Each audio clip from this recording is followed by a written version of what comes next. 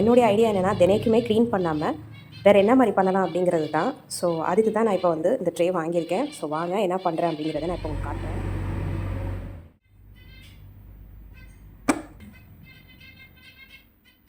Finally இந்த ட்ரேயை வந்து cut பண்ணி பீசஸாக ஃபஸ்ட்டு மேலே இருக்கிற பீஸ் எடுத்துகிட்டு அப்புறம் சைடில் எவ்வளோ வேணுமோ அந்த பீசஸுமே கட் பண்ணி எடுத்துட்டேங்க. ஸோ சூப்பரான ட்ரே வந்து கட் பண்ணி எடுத்தாச்சு. ஸோ இப்போ வந்து கொள்ளுதா அப்படிங்கிறத நம்ம இப்போ பார்க்குறோம். கொள்ளுது உள்ளார ட்ரே அப்படியே உள்ளார போயிடுச்சுங்க. ஸோ நான் எதிர்பார்த்த மாதிரி நல்லா பெரிய ட்ரேயாகவே அமைஞ்சிருச்சு. இங்கே பாருங்கள், அல்ஹம்துலில்லா. பிள்ளைங்க வந்து தேவையில்லாமல் எழுதின பேப்பர்லாம் நம்ம தூக்கி தானே போடுறோம். நியூஸ் பேப்பர் தான் போடணும்னு என்ன இருக்குது. ஸோ இந்த மாதிரி பேப்பர்ஸ் ஏதாவது நீங்கள் வச்சு தூக்கி கீழே வச்சுருங்க.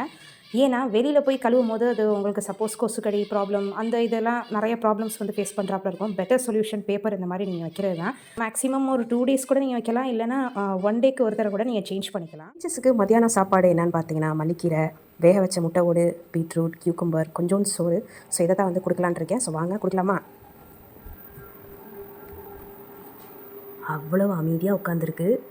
ஸோ இப்போ நான் இதை உள்ளார வைக்க போகிறேன். உள்ளார வச்சாச்சுங்க. காலையில் இதுக்கு நான் என்ன போட்டேன்னா சியா சீட், ஃப்ளாஸ் சீட், கம்பு, தினை, ராகி இதெல்லாம் போட்டிருக்கேன். இப்போ நல்லா பழகிடுச்சுன்னு நினைக்கிறேன். நான் நிற்கிறது கூட அது பார்க்கல. சோறு சாப்பிட்டுட்ருக்கு அண்ட் முட்டையோட ஒரு இது சாப்பிட்டுட்ருக்கு. மாஷா அல்லாஹ் ரொம்ப அழகான க்யூட்டான ஃபிஞ்சஸாக இருக்குது.